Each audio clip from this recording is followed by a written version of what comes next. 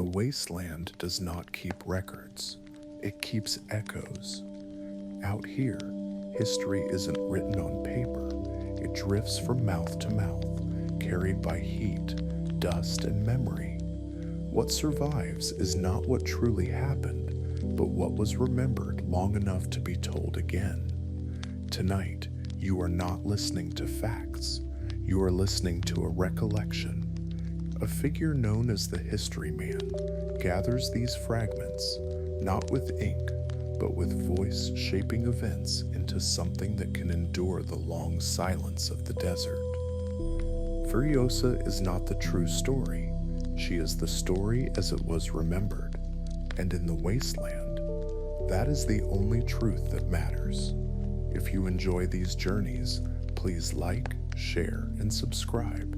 Tell me where you're listening from, what time it is, and the topics you'd love to explore. Your thoughts may guide our next adventure. The wasteland is not chaos.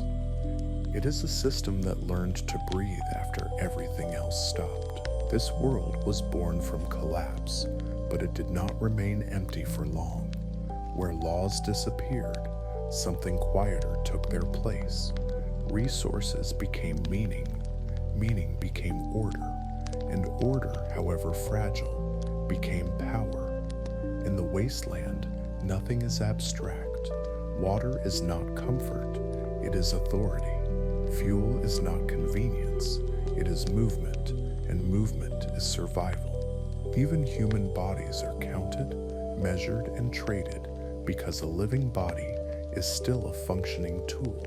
There are no nations here, no borders drawn on maps, only fortresses rising from dust, each one holding a single promise. If you stay close enough, if you obey long enough, you may continue to exist. History, once written and archived, no longer survives on shelves. It lives in mouths, in repetition, in memory shaped by need. What is remembered becomes sharp. Memory is no longer passive. It is a weapon that decides who is owed loyalty and who is forgotten. At the heart of this world beats a fragile balance known as the Tri-City System. 3 strongholds, each incomplete on its own, each dependent on the others. The Citadel holds water and people. It decides who may drink, who may reproduce, who may climb upward, and who must remain below. Gastown holds fuel, the ability to move, to travel, to reach beyond one's immediate surroundings. Without it, no convoy runs, no alliance holds. The Bullet Farm holds ammunition and the means of enforcement. It does not negotiate ideals, it ensures that agreements are remembered. None of these places can survive alone. This dependence is not cooperation born from trust, but from necessity. Exchange is forced, stability is temporary. The system holds together, not because it is just, but because breaking it would leave everyone with nothing. In this way, the wasteland does not eliminate society.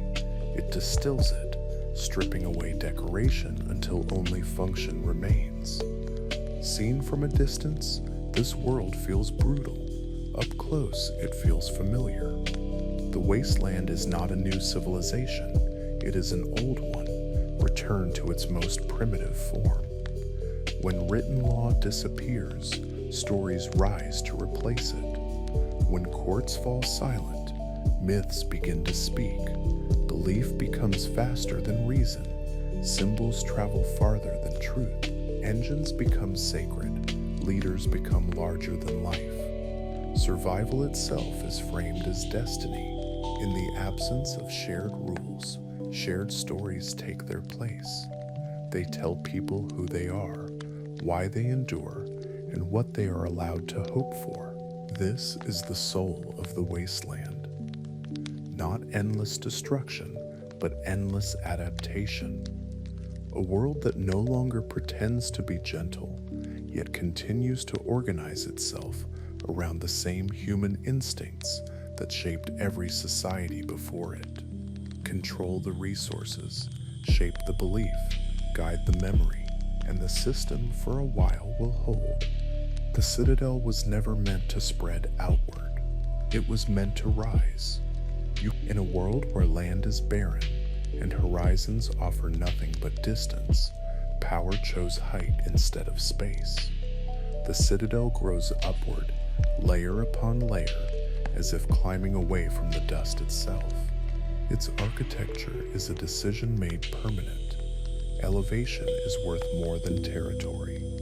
To go higher is not merely to change location, it is to change status, worth, and permission to live well. Every meter above the ground carries meaning. Higher means closer to water, closer to light, closer to air that has not yet been fully consumed.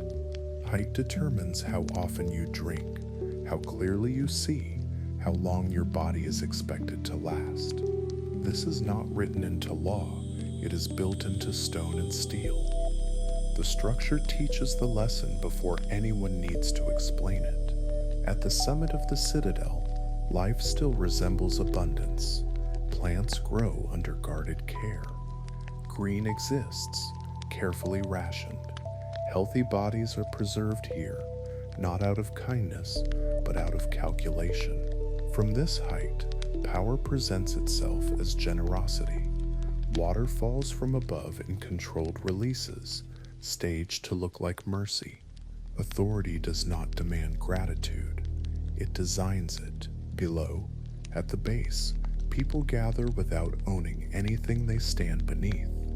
The crowd waits, looking up, learning patience as survival. Hunger here is not simply the absence of food, it is the absence of access. Everything needed for life exists above them, visible, unreachable, just far enough away to prevent revolt and close enough to maintain hope. Waiting becomes a lifestyle, endurance becomes virtue. The citadel does not need constant force to maintain order. Its architecture does the work. Height becomes a sorting mechanism, separating bodies long before choices are made.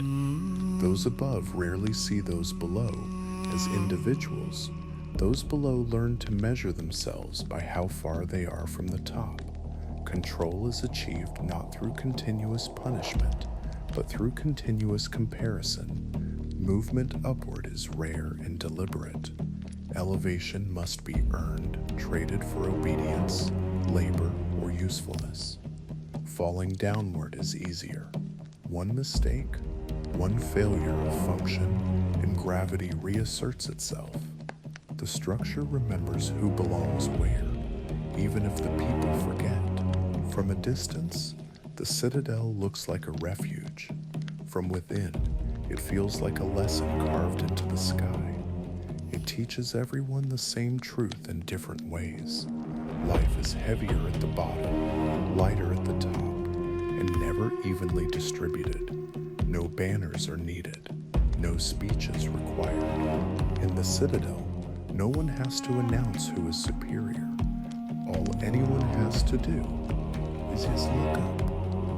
That beyond the citadel's vertical promise lies a different axis of power, one that stretches outward and downward, carrying the weight of decay.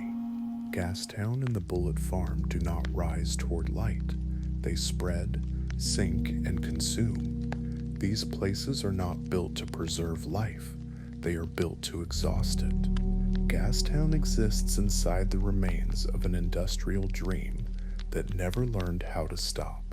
The air is thick with the residue of old machines, toxic mud clinging to boots, rust eating through metal, the sour breath of fuel that has been burned too many times. Nothing here feels complete. Structures lean into one another as if barely holding their shape. Pipes snake without logic, and smoke obscures any sense of direction. Gastown does not grow, it recycles. It burns yesterday to keep today moving, knowing there will be no tomorrow to prepare for. This is not a place that believes in continuity. Everything is temporary. Alliances, leadership, safety. Value changes hands quickly, measured in barrels and favors. Trust is inefficient. Betrayal is expected. The architecture reflects this instability. Corridors twist, platforms overlap, and nothing is designed to last longer than necessary. In Gastown, thought itself becomes fragmented. Long-term vision dissolves into immediate exchange. There is no shared myth here, no higher story to hold people together, only transactions, only deals. If Gastown spreads outward in confusion, the bullet farm collapses inward with purpose. Its world is carved downward, dug into the earth like a wound that never closes. The horizon disappears here. Walls of stone and metal replace sky. Light is scarce, directional, controlled. Ammunition is pulled from the ground, shaped, counted, and stacked. Violence is not symbolic, it is logistical. Life in the bullet farm narrows perception. When you live below the surface, there is no room for reflection. You see what is in front of you: targets, quantities, objectives. The deeper you go, the smaller the world becomes. Thought compresses, morality simplifies. Security is not discussed, it is enforced. Order is maintained, not through belief, but through repetition and readiness. Here, force does not disguise itself as mercy or destiny. It stands openly as the final answer. Discipline replaces doubt. Efficiency replaces empathy. The bullet farm does not ask its people to hope. It asks them to aim. Together, Gastown and the bullet farm form the horizontal decay of the wasteland, the places where the old world still moves, but without direction. They teach a different lesson than the Citadel. Not patience, not waiting. They teach consumption.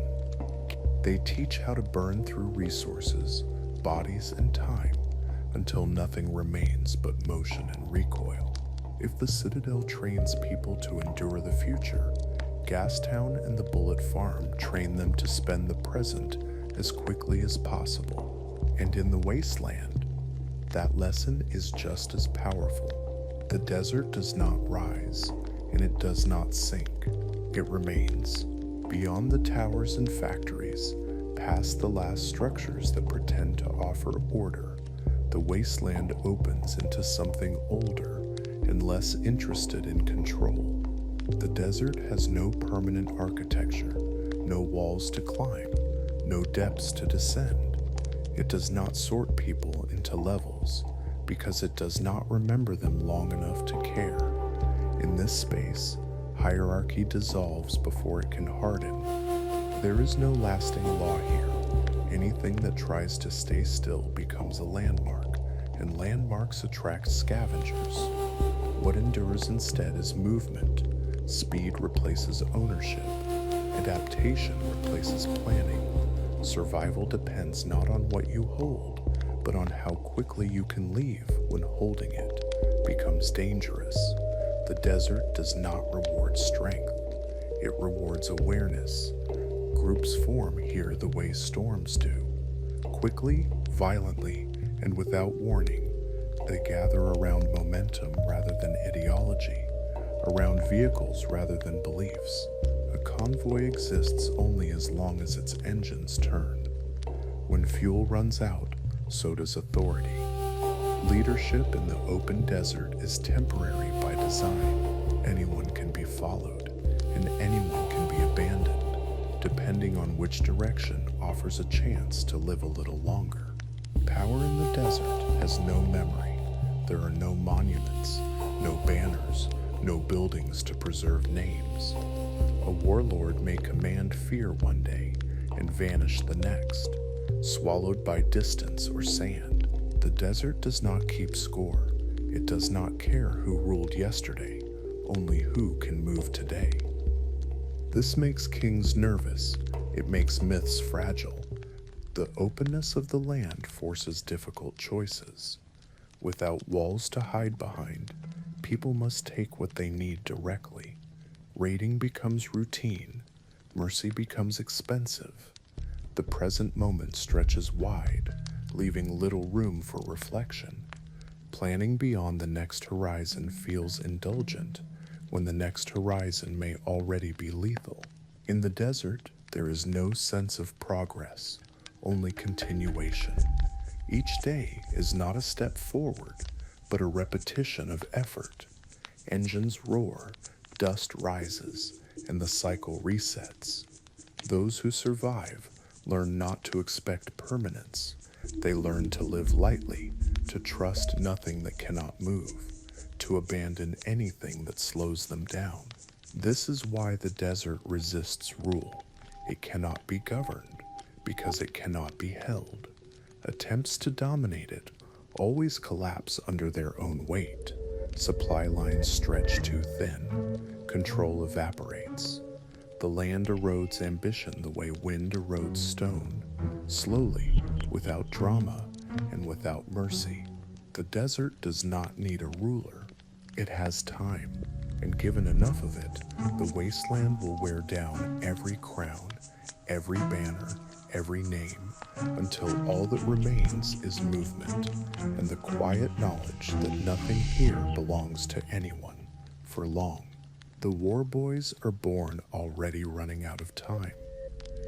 Their bodies carry illness before they carry identity. Frail lungs, damaged blood, bones that ache too early. They grow up knowing, with a clarity most people never reach, that their lives will be brief. In the wasteland, this condition is called half-life, but it is not treated as a diagnosis. It is treated as destiny, something to be accepted, shaped, and given purpose before it ends. Because of this, death is never hidden from them. It is introduced early, rehearsed often, and stripped of mystery. They are taught how to face it, how to prepare for it, how to meet it without hesitation. Fear is inefficient when time is limited. The war boys learn instead to organize their remaining moments around a single question: how will this ending be remembered? The engine answers that question for them.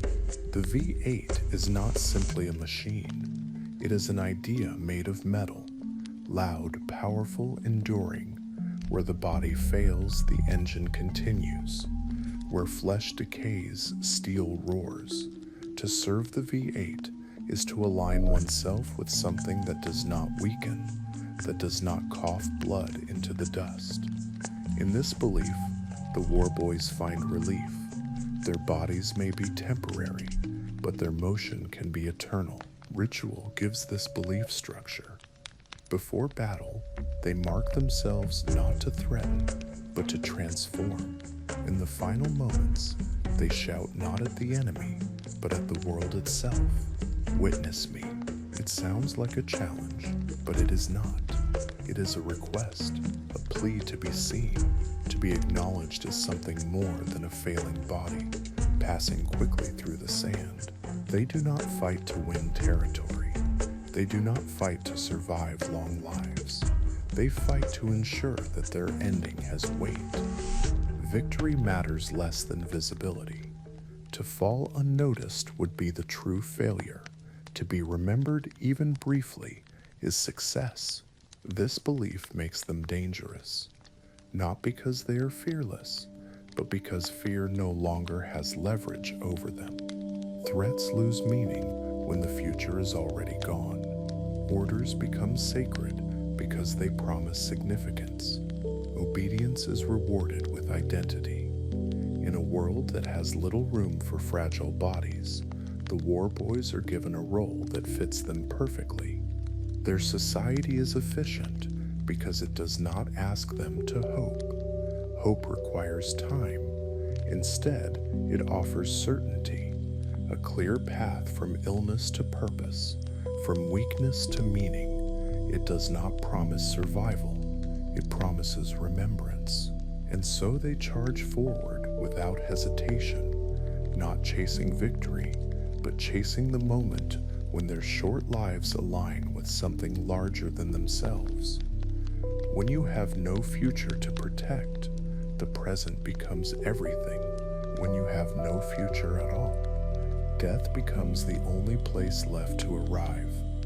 And the biker horde survives by refusing to stay still. They do not build because building ties you to a place. They do not plant because planting requires patience. They do not preserve because preservation assumes a future worth saving for. Everything about the horde is designed around motion. Consume quickly, move immediately, leave nothing behind that might slow you down. Their survival model is simple and ruthless. Resources are taken, used, and abandoned. What cannot be carried is not protected. What cannot move is not respected. Camps appear overnight and vanish by morning. Tracks replace routes. Momentum replaces memory. The horde lives forward, never inward, never backward. Loyalty in this world is temporary by design. It does not bind itself to belief, ideals, or shared destiny. It attaches itself to reward, to spoils, to whoever is winning right now. Allegiance lasts only as long as the flow of fuel, food, and advantage continues. When that flow stutters, loyalty evaporates without apology. At the center of this movement stands Dementus, not as a god, not as a figure of divine authority, but as a performer. He understands something the horde needs more than rules: direction. He speaks loudly, dramatically, turning chaos into spectacle. He does not command devotion. He captures attention. In a crowd driven by hunger and speed, attention is power. Dementus leads through promises rather than structure. He does not offer stability. He offers immediacy. The next raid, the next reward, the next surge forward. His authority rests on his ability to keep the present moment full of noise, full of motion, full of expectation. As long as he can point forward and say there, the horde follows. But this kind of leadership is fragile. It requires constant feeding. When resources thin, words lose weight. When victories slow, charisma fades. The horde does not debate. It does not mourn. It simply shifts. Another voice grows louder. Another figure promises faster gains. The crowd turns without ceremony. In the biker horde, belief is expensive. It costs time. It costs stillness. Both are liabilities. What survives instead is instinct. Follow what moves, abandon what stalls. The horde does not remember its past leaders. It does not plan its future ones. Leadership is a temporary alignment of desire and opportunity. This makes the horde dangerous in bursts and unreliable over time. They hit hard, fast, and without warning, but they cannot hold ground. They cannot sustain order. They cannot imagine a world beyond the next horizon. Their power is sharp, but short-lived, like a flame fed too quickly. The biker horde is what happens when survival abandons patience entirely, when movement becomes the only value left. In this world, faith burns faster than fuel, and once the tank runs dry, even the loudest voice is left alone in the dust. Because in the horde, belief lasts only as long as the ride. The Vuvolini began as keepers, not conquerors. Before the wasteland hardened, they formed a quiet community shaped around patience. They planted instead of taking. They gathered seeds not as currency, but as promises. Their faith was placed in time itself, the belief that if life was protected long enough, the world might remember how to grow again. They did not seek expansion. They sought continuity. Their philosophy was simple and fragile.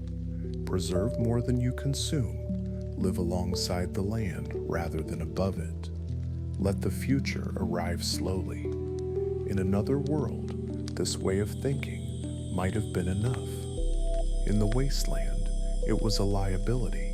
Scarcity does not respect intention. As the world around them collapsed, isolation stopped being safety and became exposure. The green place withered, water turned bitter, soil lost its memory. The Vuvellini learned, painfully, that care alone does not protect life when others are willing to take it by force. To survive, they changed. The first weapons were not symbols of conquest. They were tools of defense taken up reluctantly. Each step toward violence felt like a betrayal of what they once were. Yet every time they refused to adapt, something precious was lost. A crop, a shelter, a life. The wasteland forced a choice that offered no clean answer. Slowly, their knowledge expanded. Hands that once planted learned how to aim. Eyes trained to read seasons learned to read distance and wind. They became riders, scouts, and snipers, not because they desired conflict, but because survival demanded competence. Precision replaced abundance. Stealth replaced openness. The land that once fed them now had to be navigated like an enemy. This evolution left scars deeper than any wound. The Vuvellini did not forget their past. They carried it with them, heavy and unresolved. Every shot fired was measured against the memory of what they had hoped to preserve. Violence was never celebrated. It was tolerated, endured, and regretted. Unlike other groups in the wasteland, the Vuvellini never fully surrendered to the present. They continued to think in terms of tomorrow, even when tomorrow felt unreachable. Seeds were still guarded, stories were still told. The old world was kept alive in fragments, in habits, in names, in silence. They became something rare in the wasteland, warriors who remember what peace once felt like. This makes them dangerous in a different way. Not reckless, not driven by spectacle, but deliberate. Every action weighed against loss. The Vuvellini embody the cost of adaptation. They prove that survival does not always belong to the strongest or the fastest, but to those willing to change without forgetting who they were. They move forward carrying two burdens at once, the memory of a gentler world and the wounds required to endure a harsher one when peace no longer has a place to stand. Even those who plant trees must learn how to fire a weapon. Power in the wasteland rarely announces itself through force. It whispers through access and what here, resources are never evenly shared. Water, fuel, ammunition, even healthy human bodies, each exists in carefully restricted flows. Scarcity is not an accident of collapse. It is a condition that has been refined and maintained. Survival depends not on how strong you are, but on how close you stand to the source. Those who rule do not need to be the fiercest fighters. They only need to position themselves between need and fulfillment. To control the valve is to control the crowd. To decide when the gate opens is to decide who remains loyal and who fades away. Strength impresses for a moment. Access endures. Violence still exists, but it functions mostly as a reminder. It is the outer shell of power, visible and loud, meant to discourage interruption. The true mechanism operates quietly beneath it. Routes, stockpiles, schedules, permissions. When resources flow smoothly, obedience feels natural. When they slow, desperation sharpens. People are not subdued, because they are afraid. Fear burns out too quickly. They are subdued because they have no alternatives. Every option leads back to the same source, the same gatekeeper, the same rationed release. Choice collapses into dependence, and dependence becomes routine. This reliance is not meant to feel oppressive. It is designed to feel normal. Waiting in line, watching from below. Accepting that survival arrives in portions, not rights. Over time, repetition dulls resistance. The system does not need to convince people it is just. It only needs to convince them it is inevitable. The most effective control systems are the ones people stop questioning. In the wasteland, dependency is structured to repeat itself. Each day reinforces the last. Each ration teaches patience. Each delay strengthens compliance. Soon obedience no longer feels like submission. It feels like survival instinct. Even rebellion is shaped by this logic. Uprisings flare when flow is interrupted, not when ideology shifts. People do not rise because they believe in something new. They rise because access is denied too sharply, too suddenly. And when the flow resumes, resistance dissolves just as quickly. This is the quiet genius of resource-based power. It does not demand belief. It does not require loyalty speeches or banners. It allows people to think they are choosing endurance, when in reality, endurance has been engineered as the only available option. Water released from above does more than quench thirst. It teaches hierarchy. It reminds everyone where they stand. Each drop reinforces the lesson that life itself is a managed privilege, not a given condition. In time, people stop asking who deserves power. They only ask when the next release will come. Because when water is given in drops, loyalty follows the same rhythm, slow, measured, and always reaching upward. Belief is the operating system of the wasteland. Where written law collapsed, something faster took its place. Rules that require courts and records are too slow for a world always on the edge of hunger. Belief moves quicker. It spreads without infrastructure. It does not need proof, only repetition. In the wasteland, belief becomes governance because it is cheaper than enforcement, simpler than negotiation, and far more durable than fear. This belief does not need to be accurate. Accuracy belongs to stable societies with time to argue. What matters here is consistency. A story that never changes is stronger than a truth that keeps correcting itself. When the same words are repeated, the same gestures performed, the same symbols displayed, the world begins to feel ordered, even if nothing has truly improved. Symbols do most of the work. An engine is never just metal. A mask is never just protection. A ritual is never just habit. These objects and actions compress complex ideas into shapes that can be understood instantly. They bypass doubt.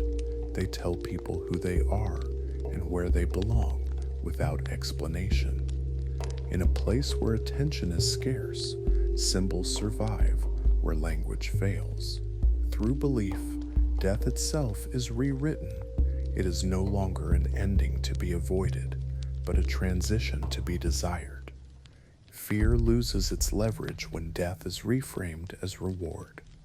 When the final moment promises recognition, meaning, or transformation, hesitation disappears. The body becomes temporary, but the idea of the self is allowed to continue. This is how belief recruits without coercion.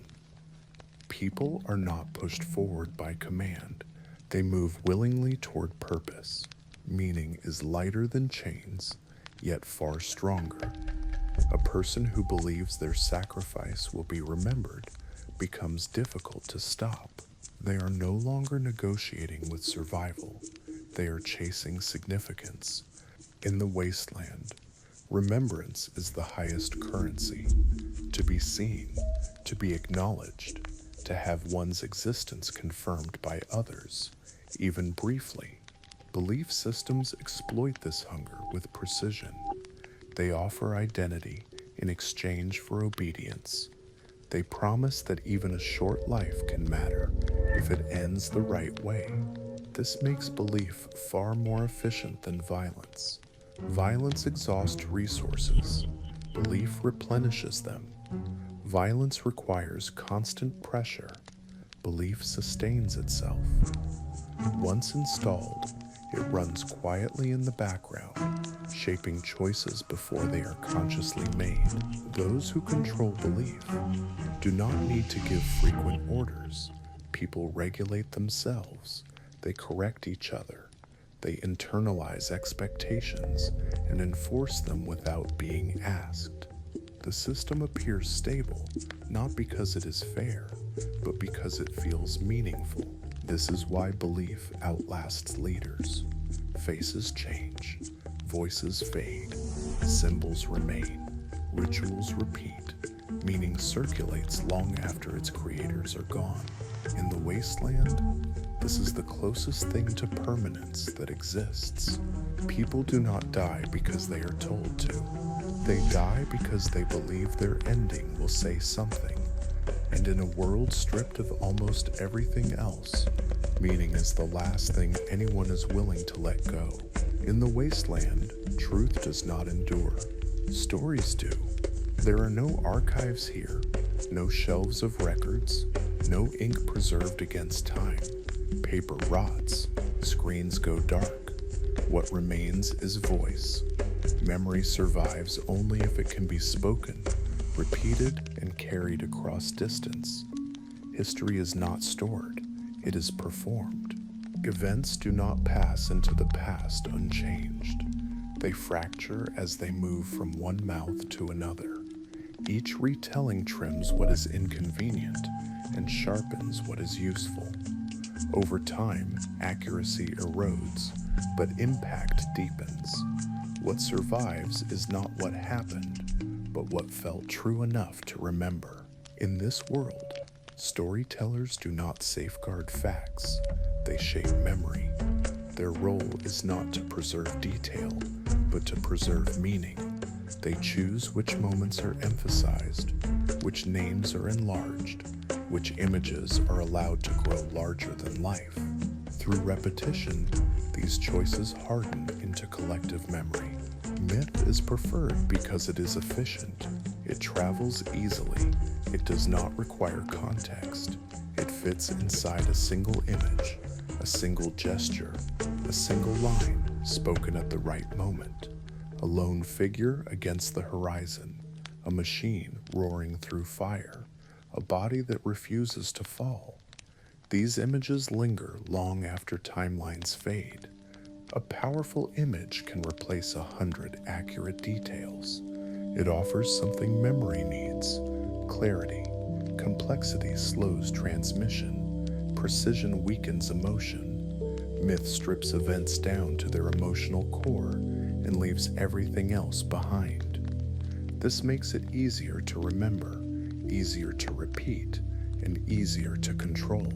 Physical truth is fragile here. It depends on witnesses who may not survive. Emotional truth is stronger. It anchors itself in fear, hope, grief, and awe, things that persist even when facts disappear. A story does not need to be possible to be believed. It needs to feel right. This is why contradictions coexist without conflict. Multiple versions of the same event circulate, each serving a different purpose. No one rushes to correct them. Correction requires authority, and authority rarely cares about accuracy. What matters is whether the story explains the world well enough to live in it. Myths become tools. They justify power. They warn against disobedience. They offer models to imitate and outcomes to avoid. Over time, People stop asking if these stories are true. They ask whether they are useful, just a makna penning use, or suda time, fermented players player cardi. In the wasteland, usefulness determines survival. A story that keeps people moving, obedient or afraid, will outlast one that merely tells what happened. Memory bends toward function. This is how impossible things become history. Not because they occurred, but because they were needed. Needed to explain loss, needed to give shape to suffering, needed to make sense of a world that no longer offers guarantees. In this place, history is not what the past was. It is what the present requires it to be. And as long as a story can still be told, it remains more real than anything that ever truly happened. Take a slow breath in. Let the air feel dry as it moves through you, carrying the weight of sand and heat. Imagine the texture of the wasteland settling gently around your body. Warm wind passes over old metal, leaving behind the faint memory of rust and fuel.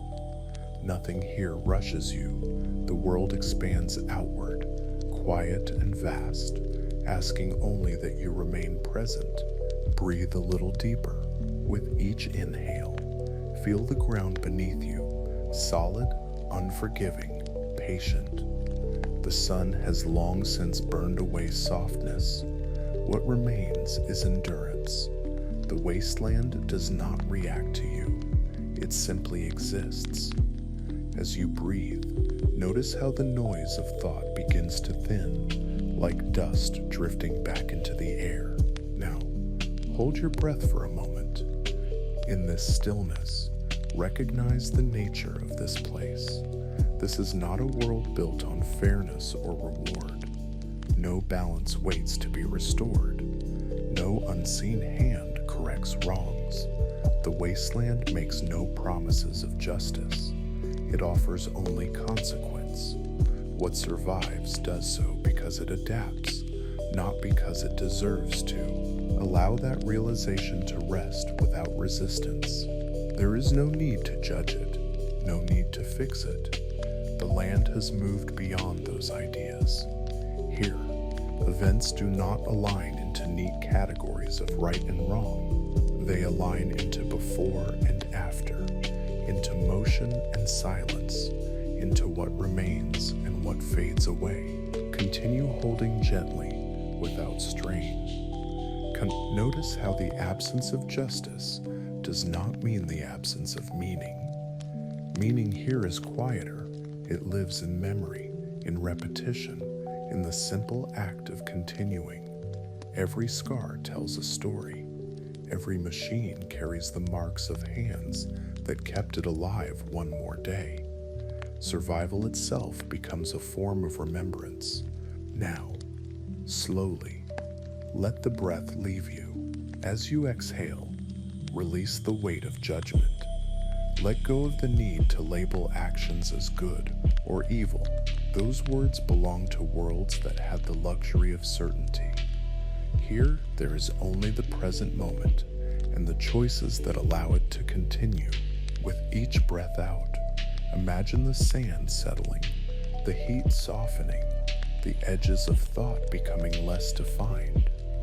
You are not separate from this place. For this moment, you are simply within it, another presence passing quietly through. In the wasteland, survival is not heroic. It is habitual. It is repetition. It is memory moving forward one step at a time. And memory does not ask to be right. It only asks to be carried. Take one more slow breath in. Will dom myself turl hungered by me. And as you breathe out, allow yourself to rest in the stillness of a world that does not judge you, does not demand belief, and does not promise resolution. It only offers space, space to endure, space to remember, space to simply be.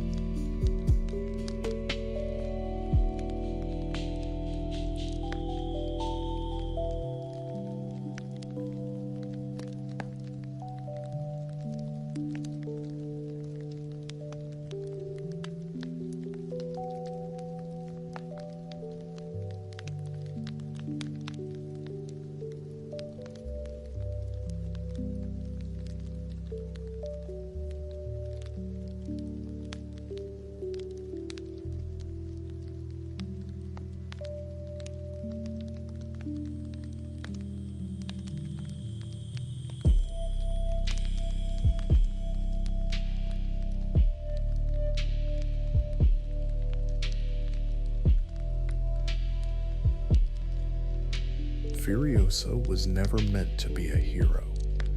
She is what the wasteland creates when survival is shaped by loss. And this world does not break people at random.